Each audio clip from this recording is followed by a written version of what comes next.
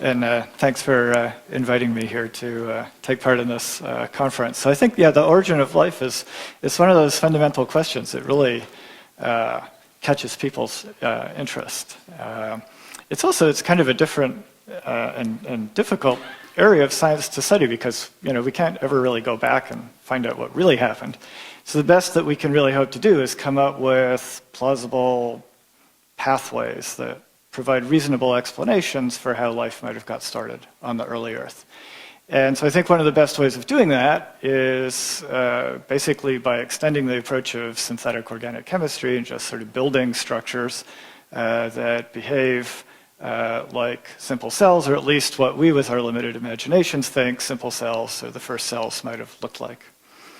Okay, so before I get into that experimental approach, though, I do want to just set the stage by reminding you of what I think is really one of the major revolutions in biology in the last 2 or 3 decades, which is the extent to which we see that our planet has been colonized by life, and even the most unlikely environment. So here you see the classic picture of a deep-sea hydrothermal vent with abundant life living at high temperature and high pressure.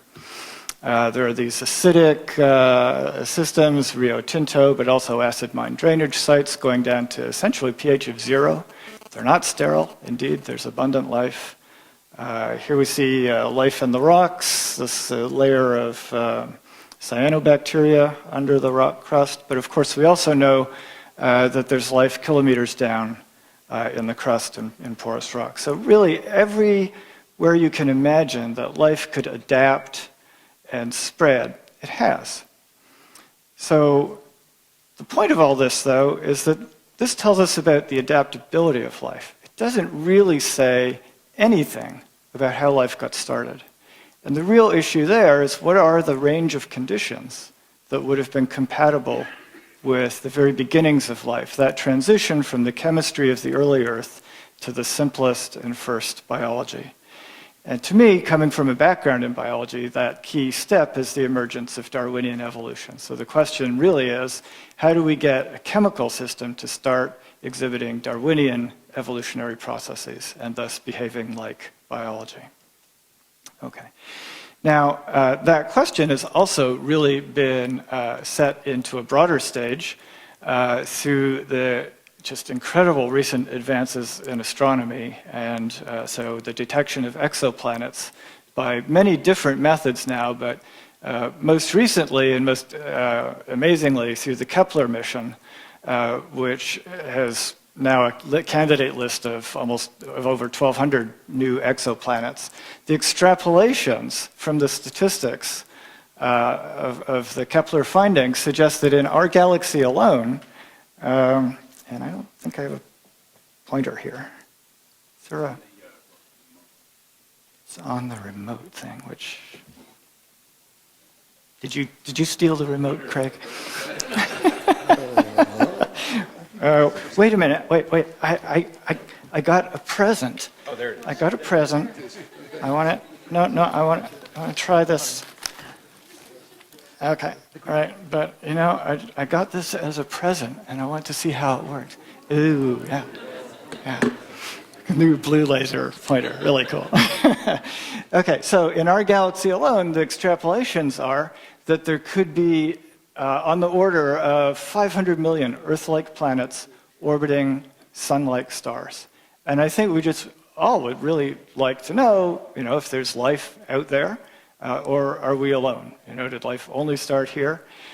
Craig mentioned this Starship project, which I hadn't heard about before, but I think, even if that's incredibly successful, it's going to be a long time before we get direct observational evidence as to whether there's life on any of these other planets. And so the question is, what can we do in the meantime to address the question, which really comes down to whether this transition from chemistry to biology is something that's easy, just a series of simple steps that we don't quite understand yet, or whether there's some bottleneck, something that makes that transition incredibly difficult and therefore rare. And so I think the thing to do is just go in the lab and start doing simple experiments and trying to work out pathways and see if we can get clues as to how life started and hopefully some answers to this question. Now, there's a related question which I also find really fascinating, which I probably won't have time to talk about today, but that is this question down here. You know, if there is life out there, is it going to be just kind of boringly the same as what we're all familiar with here? You know, life based on water with some kind of nucleic acid to mediate inheritance, protein-like molecules to carry out most of the cellular functions, or could there be really, really different kinds of life? You know, different molecules carrying out these functions, maybe even life in different solvents. Again, something that I think is actually quite easily addressable with simple experiments, long before we have direct observational evidence. Okay, so let me jump into the things that we're actually doing in the lab to try to answer these questions. And the basic idea is to try to build up simple molecular systems that start to show in a very basic way these properties of Darwinian evolution and biological behavior. So I don't know if you call this synthetic life or artificial life, but in any case, we're not there yet, so it doesn't really matter that much. The main thing to think about here is that we're thinking about systems which are much, much simpler, orders of magnitude simpler than the simplest bacterium on Earth today. Right? We're trying to understand the spontaneous transition from chemical systems to the simplest possible cells. So we don't want to have a system with hundreds of genes. We're just trying to understand how you go from 0 genes to 1 gene. And so that's something I'm going to come back at the end. So the way we think about this is that a simple cell would have 2 fundamental components. A cell membrane to basically make the distinction between inside and outside and to keep all the valuable goodies on the inside from just diffusing away into the environment. And then some kind of genetic material that can mediate the inheritance of useful functions. And so that also implies that whatever that genetic material is, it has to be able to do useful things. So it could be an RNA-like molecule, which could not only mediate the inheritance of genetic information, but also carry out structural or catalytic functions that would confer an advantage to its cell. Okay, so it turns out that actually assembling structures with these 2 kinds of components is extremely simple. It happens more or less spontaneously. There are various ways of catalyzing it, making it more efficient. But the tricky part, the interesting part, fun thing to work on and think about, is how you can make systems like this spontaneously grow and divide. And so that means that both the membrane has to grow spontaneously and divide, and the genetic information has to get replicated and distributed into daughter cells. And all of this has to happen without any of this highly evolved, complicated machinery that is basically responsible for running all existing living cells. All of this has to happen from just chemistry and physics. And so that's, in a sense, one of the fundamental questions is, you know, is that possible? And if so, how could it work? Can we demonstrate it experimentally? Okay.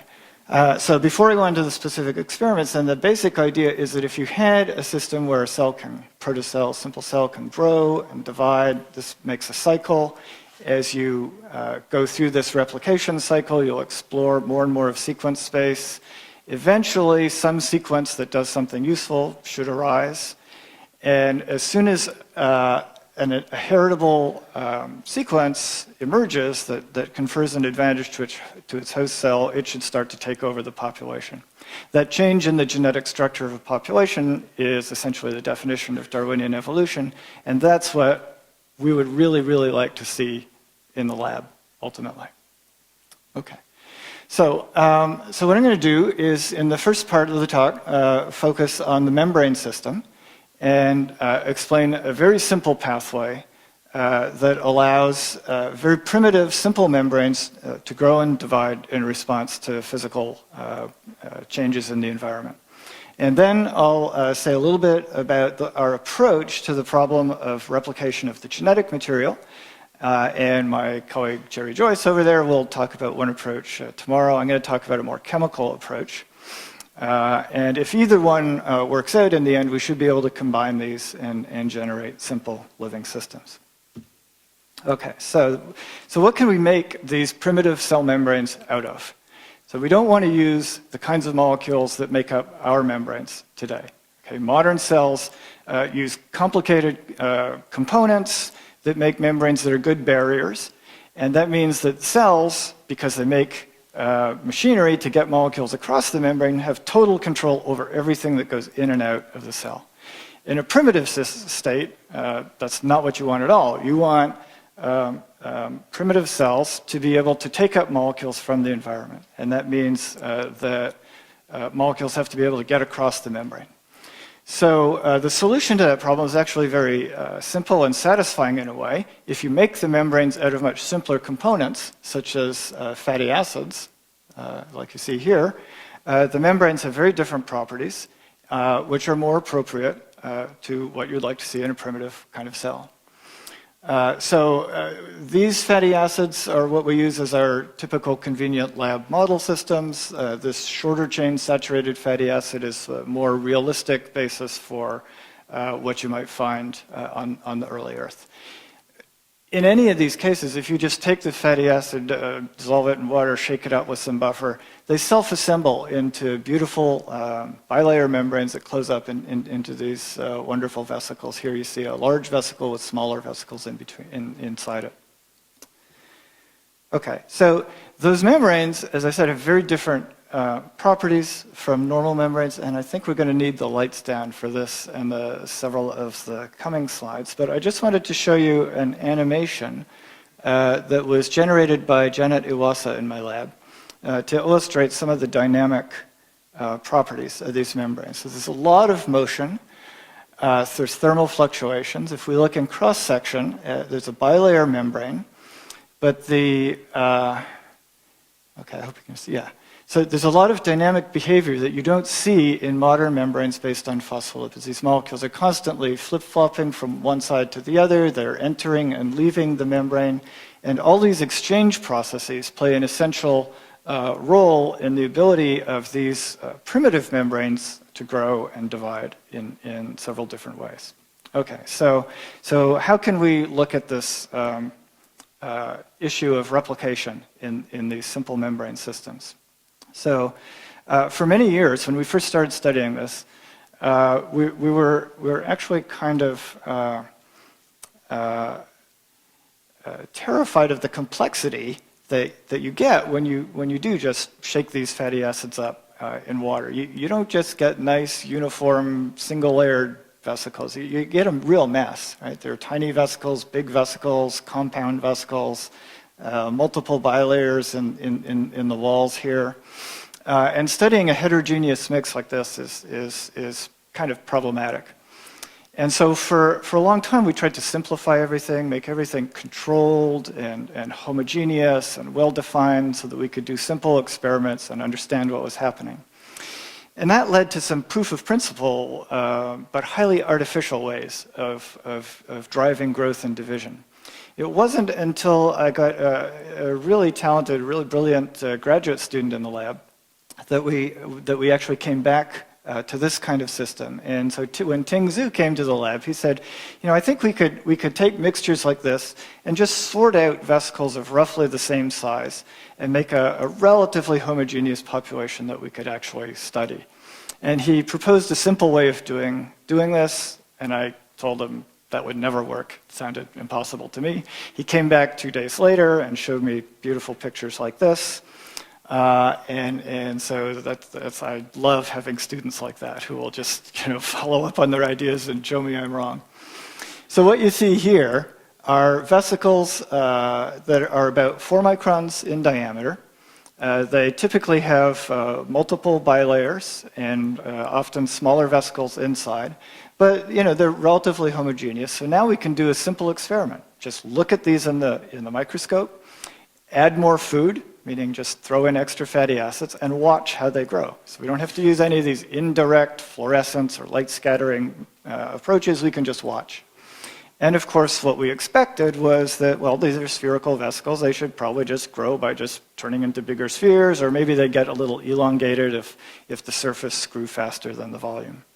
What we did not expect was, I think we might need the lights down. I don't know. Can you see the little tails coming out of these? Okay, all right, so from this angle, I can't see it very well. So yeah, this is how they grow. This is after 5 minutes. Every spherical vesicle has a little tail coming out of it, and after half an hour, they have all morphed into these filamentous vesicles.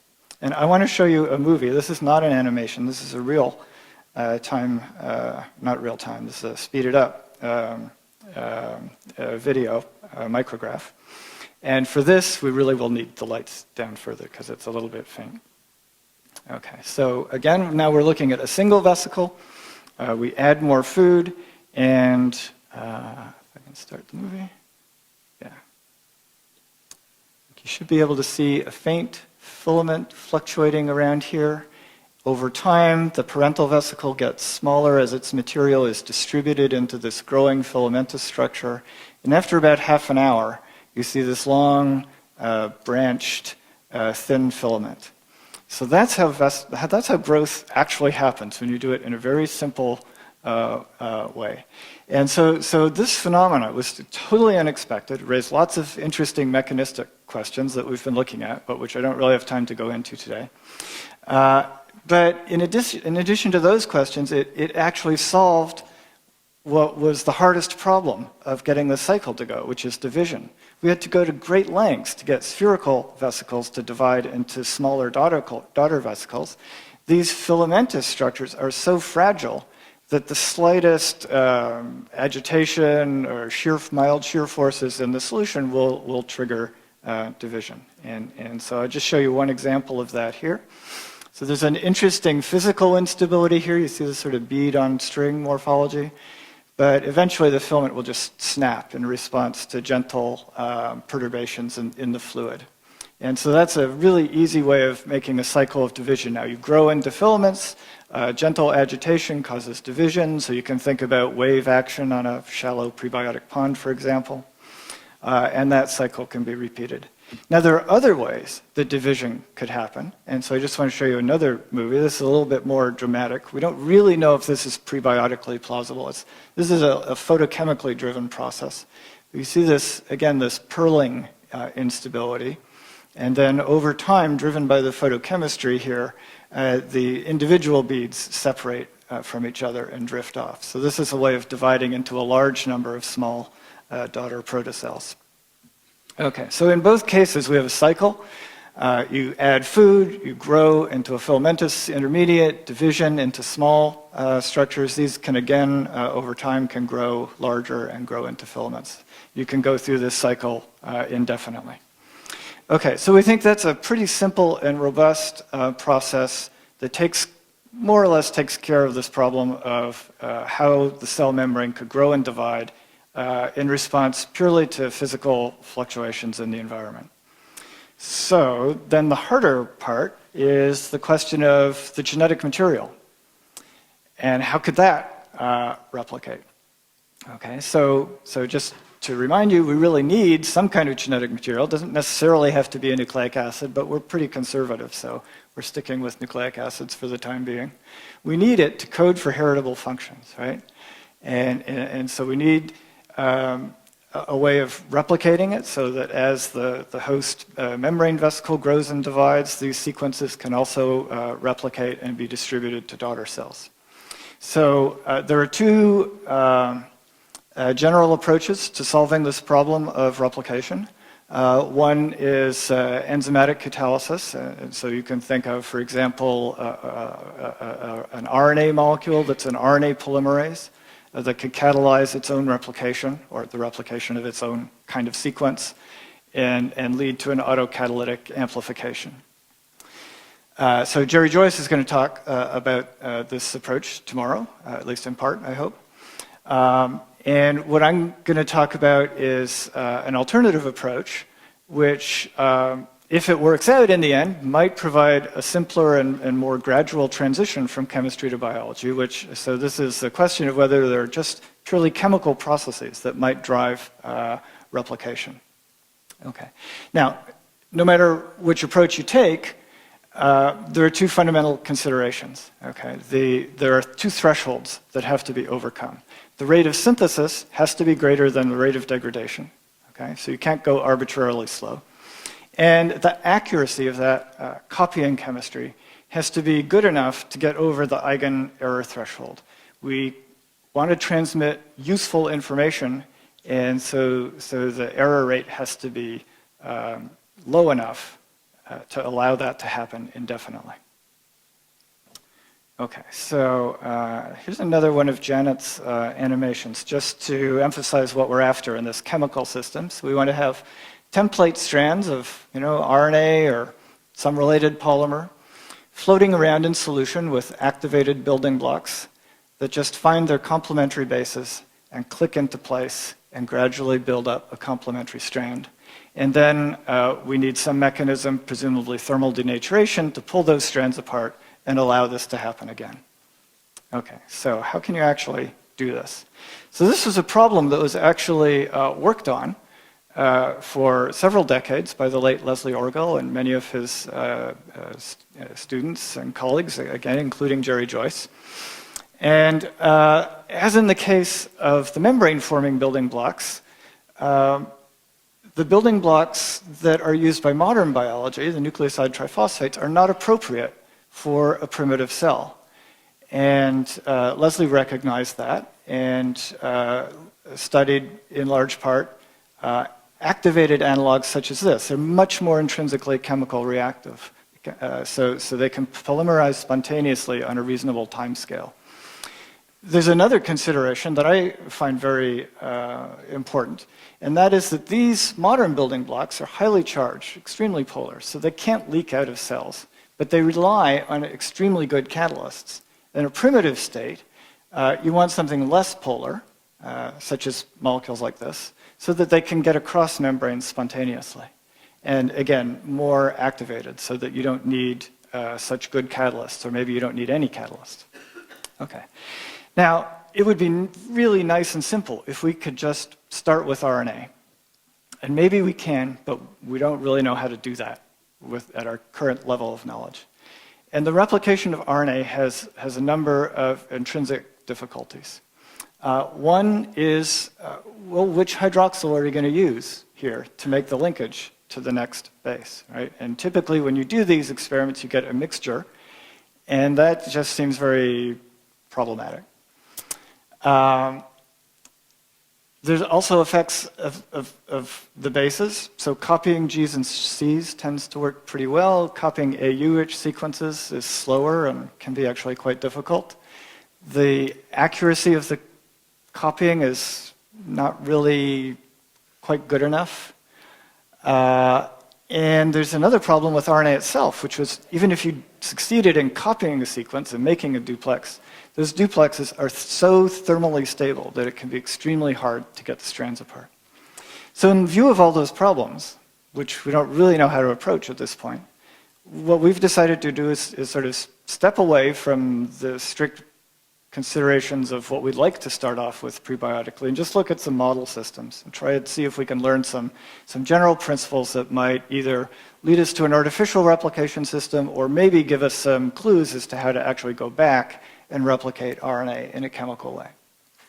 And so this is just a panel of nucleic acids that we've been studying in the lab over the last few years. If you just focus on the one in the middle, this is essentially DNA except for one small change. Right? We've changed what would be the 3' hydroxyl here to an amine, and so the linkage is now phosphoramidate. Otherwise, it's extremely similar chemically and conformationally. This little change speeds up the polymerization chemistry by a lot, and so that's why we're looking at this series. These are arranged in terms of an order roughly of conformational constraint. So this polymer over here with the open acyclic backbone is extremely flexible. The two over here are much more rigid, and DNA and this alternate linked phosphoramidate DNA are sort of intermediate. And we're looking at these in order to try to get some insight as to whether the degree of flexibility or constraint is something that is important in solving these problems.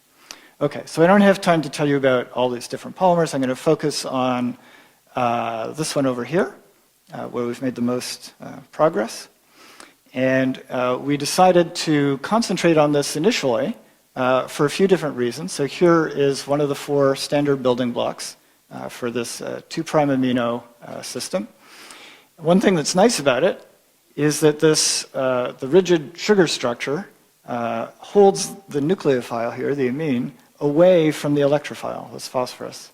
So they can't reach each other, they can't cyclize. So this whole side pathway that takes away your activated monomers just goes away.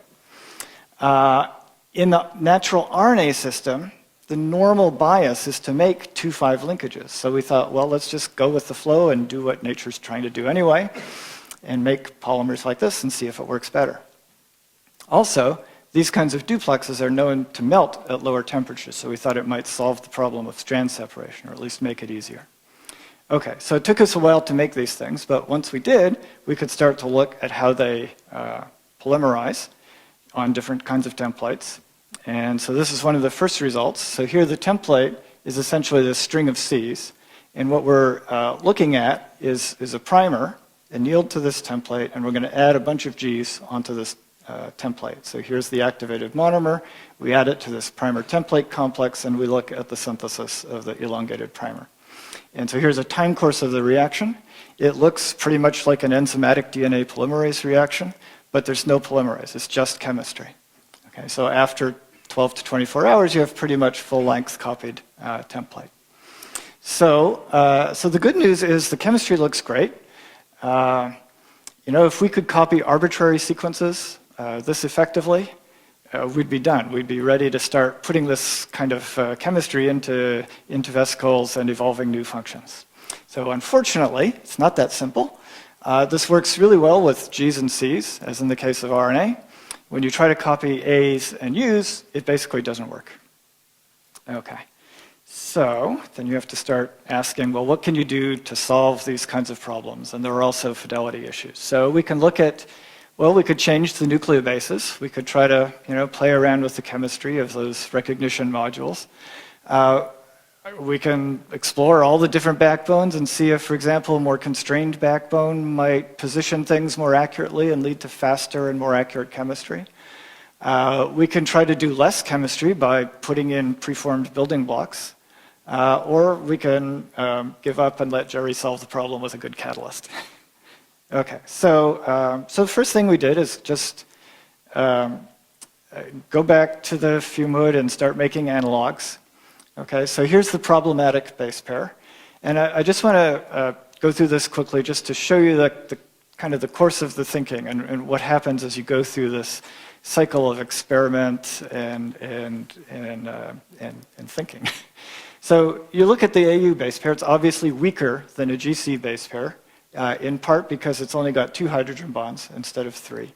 But also in part because the U nucleobase gives you the least energy from stacking interactions of any of the 4 standard bases. Okay, so both of those problems are solvable in simple chemical ways. They have been solved by other groups. And the Switzer lab has looked at this base pair in the context of DNA. So by changing A to diaminopurine, you now get 3 hydrogen bonds. And by changing U to 5-propynyl U, you put in some extra stuff here, which gives you more stacking interactions. And this is just as good as a GC base pair. Okay, so we made these in the 2' amino system, made the activated monomers, and indeed, copying D and propynyl U works great. Okay, so that problem seemed solved. But is it? No.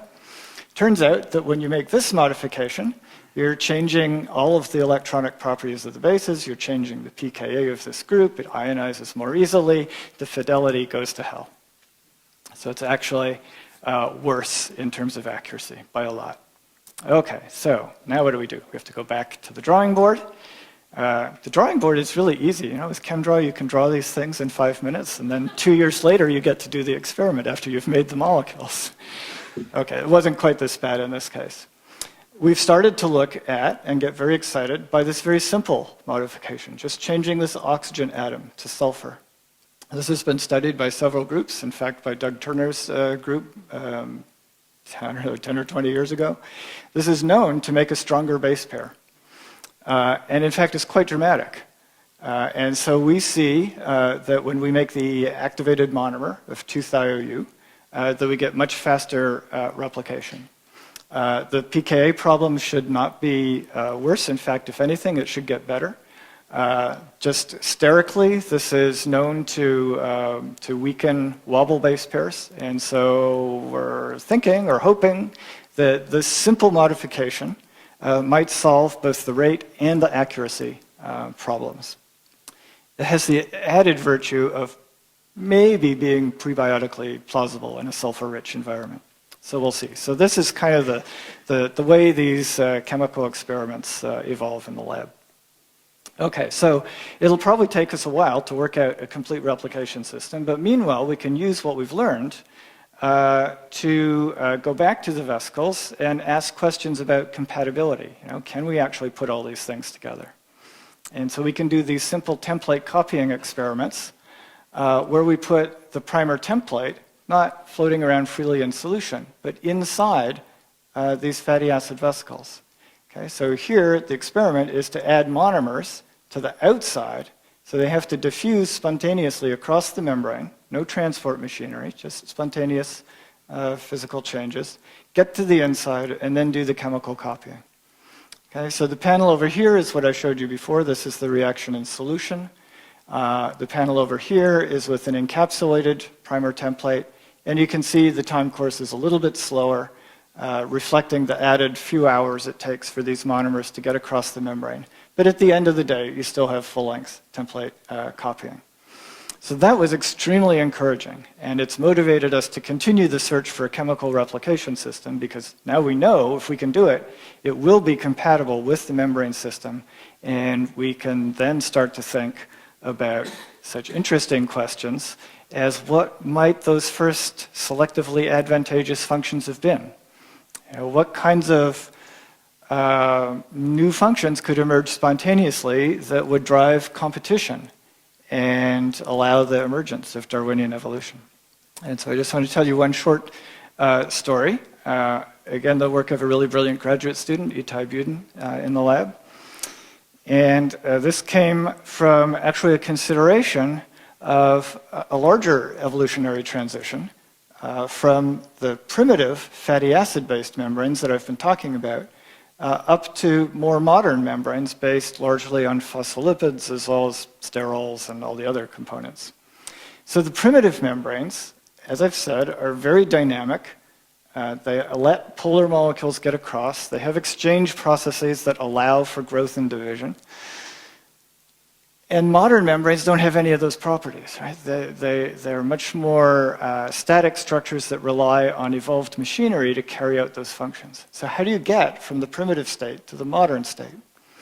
You can't make the jump all at once. That would be suicidal, because now a cell couldn't get any of its nutrients in before it evolved transport machinery or metabolism.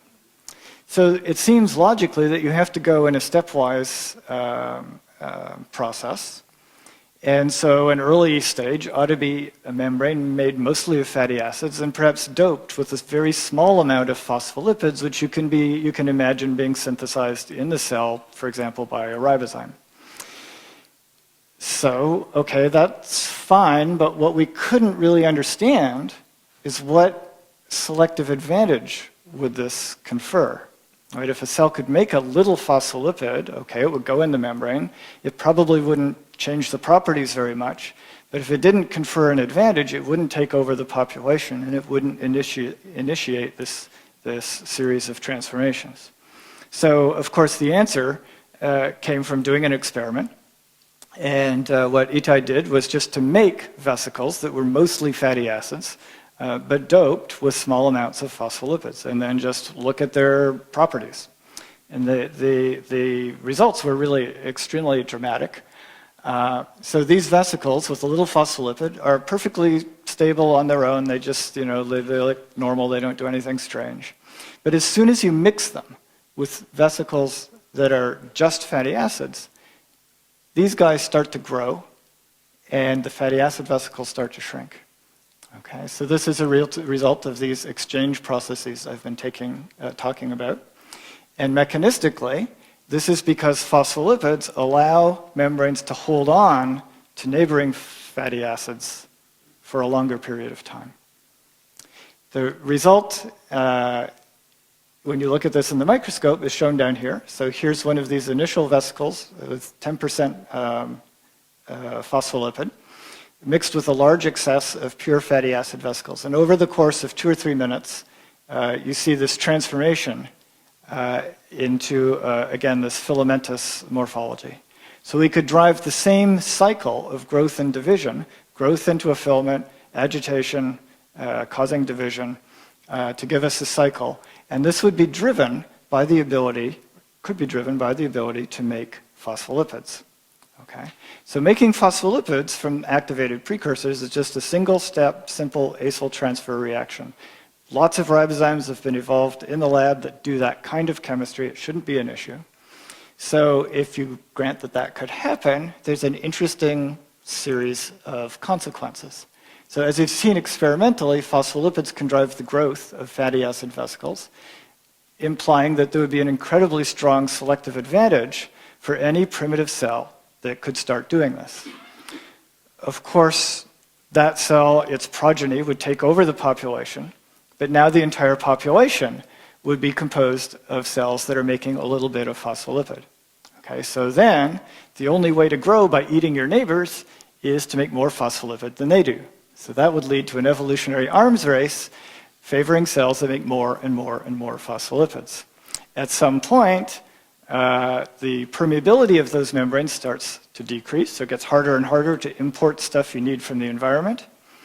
And that means that it would be favorable to either start making stuff inside yourself, so that's metabolism, or, and maybe in addition, start evolving membrane transport machinery that will help you get stuff in and out. So we think that this whole series of consequences could follow from a very simple initial metabolic function.